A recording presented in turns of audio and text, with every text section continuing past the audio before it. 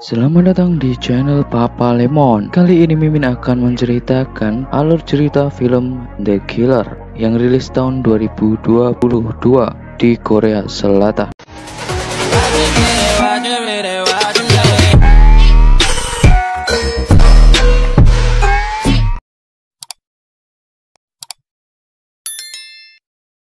Di awal film dilihatkan pria bernama Bang Yugang dan ini istrinya Yeonsu. Dengan bertingkah menginginkan sesuatu, ternyata Yeonsu meminta izin liburan dengan teman wanitanya. Bang pun berhasil dirayu istrinya dan mengizinkannya dia pergi. Beberapa saat kemudian Bang pun segera mengantar istri dan temannya ke bandara. Namun sebelum pergi istrinya berpesan untuk memintanya agar menjaga anak dari temannya itu selama ibunya pergi dengannya. Bang pun menjemput Yeonji di sekolah. Beberapa saat setelah Bang menunggu, Yeonji pun datang dengan temannya yang ingin ikut numpang di mobilnya. Tapi dia tidak akan pulang ke rumah, melainkan dia ingin menginap di rumah temannya. Di tengah perjalanan, Yeonji pun meminta diberhentikan di sebuah toko buku.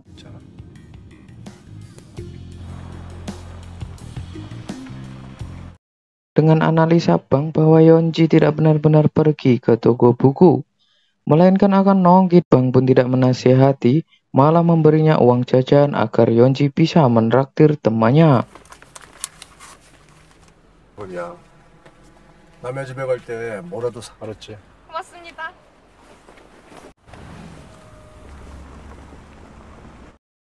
Bang yang tiba-tiba terbangun karena panggilan Yeonji yang mengeluh sakit perut dan ingin sekali pulang. 저 배 아픈 것 같아. Bang pun segera menuju lokasi tersebut. Terlihat di sana Yeonji yang sedang bersama kakak kelasnya yang langsung berpamitan saat itu juga. 안녕하세요. 저 윤지 학교 선배예요.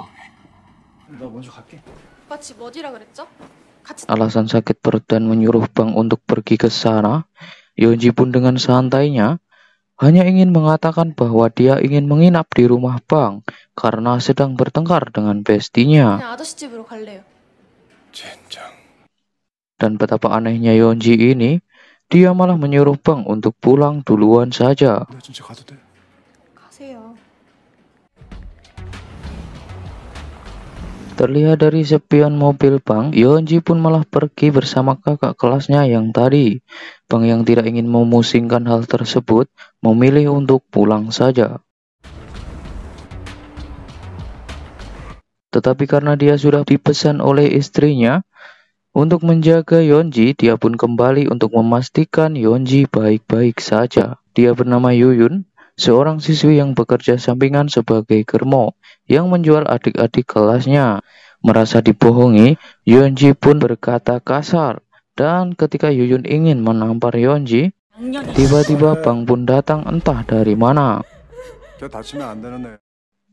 Setelah kita kembali, kita akan dilihatkan bahwa Bang sudah menaruh GPS sembari menaruh uang di dompet Yeonji. Merasa punya pasukan, Yuyun pun menyuruh untuk menghajar Bang. Tetapi dengan mudah dan santainya Bang melumpuhkan pemuda itu tanpa berekspresi sedikit pun. Tiba-tiba perut Bang pun ditusuk pisau oleh Yuyun. Bukannya kesakitan, Bang pun terlihat biasa-biasa saja. Di sini kita melihat bahwa Bang tidak bisa dianggap remeh, di mana Yeonji ingin menginap di rumahnya untuk sementara waktu. Bang pun agak keberatan dengan hal ini, tetapi karena perintah dari istrinya, Bang pun mengizinkannya.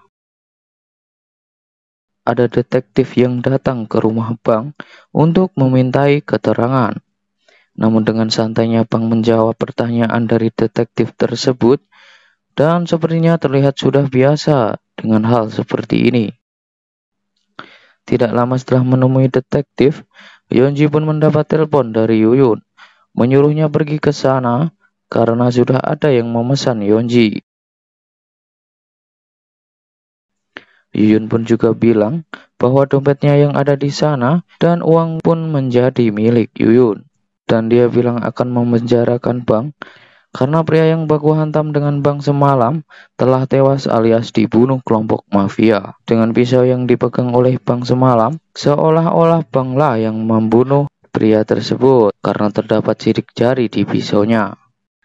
Yuyun pun meminta dalam waktu 24 jam untuk menemuinya di suatu tempat. Pergi ke suatu ruangan, mengambil jam pelacak untuk dipakai Yeonji. 계속 차고 있어. Tidak banyak bicara, dia pun segera OTW begitu saja untuk menemui Yuyun.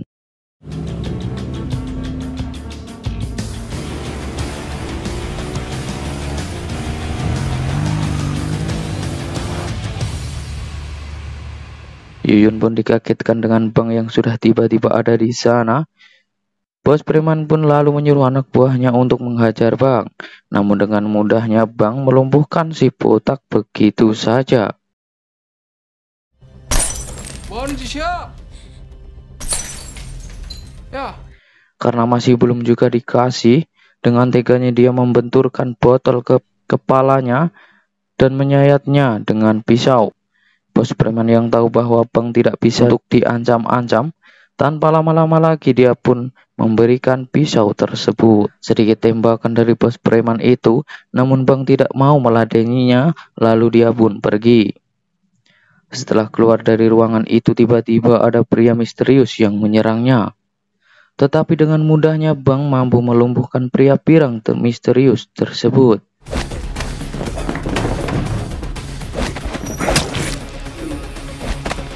Lalu Bang pun pergi. Bang sesampainya di rumah, dilihatkan kondisi yang sudah berantakan dan Yeonji pun sudah diculik oleh mafia yang mengerjakan Yuyun. Bang pun mulai membuka koper dan mengambil pistol yang biasa dipakai oleh seorang profesional. Sesuai lokasi alat pelacak tersebut, akhirnya sampai tempat di mana gadis-gadis muda itu dikurung dan mencari di mana Yeonji berada. Beralih ke Bang yang menemukan Yuyun, dia pun membawanya ke ruang untuk ditanya. Yuyun pun terpaksa harus membeberkan di mana hotel tempat gadis itu akan dijual. Dan setelah ditanya apa nama hotel itu, namun Yuyun tidak mau menjawabnya dan menganggap Bang tidak akan berani menyakiti seorang wanita. Tetapi itu salah besar.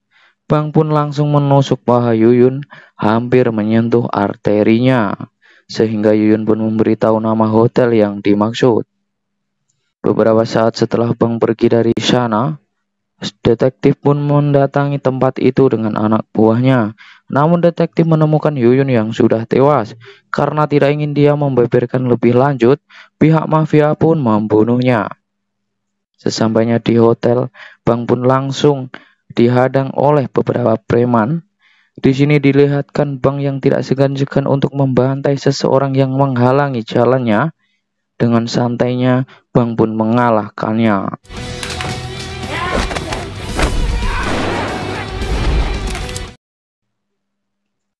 Dilihatkan 3 pria yang sempat kabur, tetapi Bang berhasil mengejarnya. Dia pun ditanya dan siapa yang akan menjawab dengan benar, dia akan selamat. Namun pemuda itu nampaknya lelet untuk menjawabnya. Tanpa perlu lama-lama Bang pun langsung menembaknya begitu saja. Tiba-tiba seorang berambut pirang pun datang lagi. Dengan sombongnya dia memberitahu di mana Yeonji berada. Seakan Bang pun tidak mungkin hidup alias mati di tangannya. Tetapi itu salah besar, bos. Bang pun membiarkan dia hidup karena sudah memberitahunya.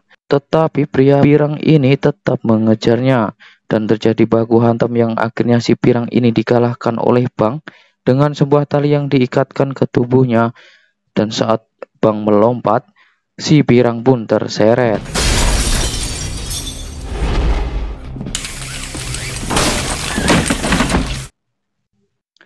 Beralih yang tiba-tiba detektif pun sudah ada di sana. Sesaat dia akan mengeluarkan borgol, dengan mudahnya Bang mengambil pistol detektif itu. Dan Bang pun memintanya untuk pergi bersama ke pelabuhan di mana Yeonji akan diekspor. Sesampai di pelabuhan, detektif pun diajak ugal-ugalan untuk menabrak mobil yang membawa Yeonji. Setelah memastikan Yonji baik-baik saja, Bang pun menghampiri bos preman untuk mencari tahu siapa dalang di balik penculikan ini. Karena banyak cincong, Bang pun langsung menembaknya hingga tewas. Karena tahu detektif ini seorang yang korup, mereka pun membuat kesepakatan bahwa Bang akan tutup mulut atas suap dari bos preman. Asalkan dia mau membereskan masalah ini dan menghapus nama Bang dalam kasus keterlibatan ini. Pada akhirnya Yonji dan Bang pun dirawat di rumah sakit atas bantuan detektif yang menjadikannya korban. Namun detektif pun masih penasaran bagaimana Bang tahu kalau dia menerima suap dan terlibat dalam kasus ini. Bang pun menceritakan saat dia melompat dari hotel melihat adanya mayat Yuyun di bagasi mobil detektif, yang tidak lain atas suruhan bos preman untuk melenyapkan barang bukti. Bang yang sudah terlibat dalam kasus ini pun harus membereskan sampai tuntas. Namun detektif pun mengatakan bahwa bos mafia ini ada hubungannya dengan mafia Rusia, sehingga dia meragukan Bang untuk mendapatkan otak dari ini semua. Namun setelah ditawarkan uang yang cukup banyak, detektif pun setuju untuk mencarikan informasi. Di malam hari ketika Bang ditelepon istrinya, menanyakan kabarnya dan Yonji, Bang pun menjawab semua baik-baik saja, agar Yonsu tenang liburan bersama ibunya Yonji. Saking sayang dan khawatirnya kepada istri, ini pun alasan kenapa Bang ingin sekali menuntaskan masalah ini, karena Bang tidak ingin mafia itu terus mencarinya, karena dia telah membantai semua antek-anteknya, dan akan terjadi yang membahayakan kepada istrinya. Di sisi lain, Bang yang mendapat telepon dari detektif karena sudah mendapatkan informasi tentang orang yang menjadi dalang atas penjualan gadis-gadis muda ini. Inilah Park, seorang pengusaha muda yang menjual gadis-gadis Korea ke Rusia. Dan Park pun dikejutkan dengan kedatangan Bang yang tak lama-lama membantai seluruh anak buahnya. Ketika Bang meminta Park untuk menjelaskannya, Park pun menolak dengan alasan ketika dia memberitahu dia akan tetap dibunuhnya. Jika Park memberikan informasi yang jelas, Bang pun akan memberikan dia tetap hidup. Dan dia jelaskan kenapa mempekerjakan anak sekolah dan mencari adik-adik untuk dipolesnya lalu dikirim ke Rusia. Setelah melenyapkan anak buahnya dan Park, Bang pun ini menghubungi petugas kebersihan yang akan membantunya membereskan semua mayat dan sangat rapi dan teliti. Disinilah kita tahu bahwa Bang ini adalah mantan seorang pembunuh bayaran. Tak hanya memiliki tim pembersih, Bang juga memiliki akses seorang ahli senjata yang memiliki berbagai senjata api. Dan Bang meminta senjata api jenis Sniper M200 Intervention buatan Amerika dengan peredamnya sekaligus. Bang pun mendapat telepon dari detektif dan dia memberitahu siapa hakim tersebut, di mana dia adalah kepala kejaksaan provinsi dan orang yang berpengaruh dan berkuasa, sehingga detektif pun pesimis jika Bang bisa menemui hakim tersebut. Di mana dengan sniper yang sudah dipesannya tadi, Bang pun mulai menembak semua penjaga yang ada di kediaman si hakim. Saat itulah Bang berhadapan lagi dengan si Pirang sebagai pengawal pribadinya hakim. Dan disitulah detektif pun ikut membantu Bang baku hantam, dan tiba-tiba detektif pun rupanya sudah berkhianat dan keluar dari kesepakatan, di mana dia ingin menjebak Bang agar datang ke tempat ini. Bang pun dibawa ke hadapan hakim itu, dan benar-benar saja detektif ini adalah anteknya si hakim tersebut. Hakim pun menyuruh antek-anteknya untuk melenyapkan Bang dan menjadikan kematiannya seolah bunuh diri. Tetapi tidak semudah itu, Pak Hakim. Hahaha. Bang pun dibawa ke sebuah ruangan dan berhasil melumpuhkan mereka semua.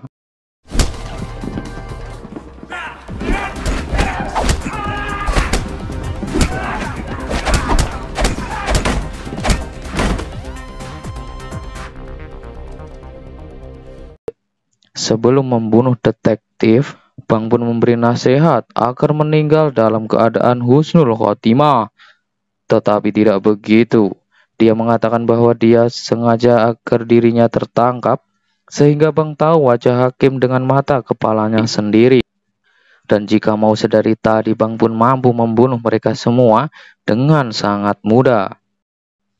Dan inilah final battle, di mana si pirang yang penasaran ingin menguji kemampuannya seberapa hebat Bang ini.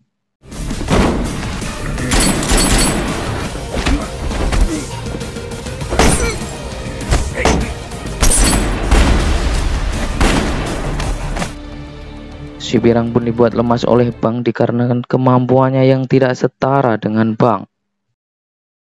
Setelah menghabiskan semua anak buahnya, hakim yang tadi dengan sombongnya saat ini menjadi gemetar setelah mengetahui semua anak buahnya sudah dihabisi oleh Bang. Bahkan untuk duduk pun hakim menunggu perintah Bang. Bang pun menanyakan kenapa dia tertarik dengan Yonji. Dan hakim pun mengungkapkan sebuah fakta yang mengejutkan, bahwa dirinya sudah lama sekali memboking Yonji, namun bukan dari antek-anteknya, melainkan dari ibu Yonji sendiri. Dan ternyata ibu Yonji yang sedang liburan bersama istrinya itu bukan ibu kandung, melainkan ibu tirinya Yonji, yang memiliki profesi gelap sebagai germo atau mami. Dikira akan dibiarkan hidup, hakim pun ikut tertawa saat Bang tertawa, dan hakim pun berhasil dibunuhnya. Dilihatkan Bang yang langsung pergi keluar kota untuk menemui ibu tirinya Yonji yang sedang liburan bersama istrinya. Bang pun menanyakan mengapa dia bisa berteman dengan istrinya dan mengajak untuk keluar kota. Melainkan dia hanya ingin memanfaatkan Yonsu saja karena kekayaan suaminya.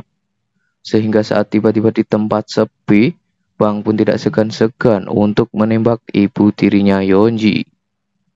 Dari film ini kita belajar untuk menjaga seseorang yang kita cintai itu butuh pengorbanan yang besar.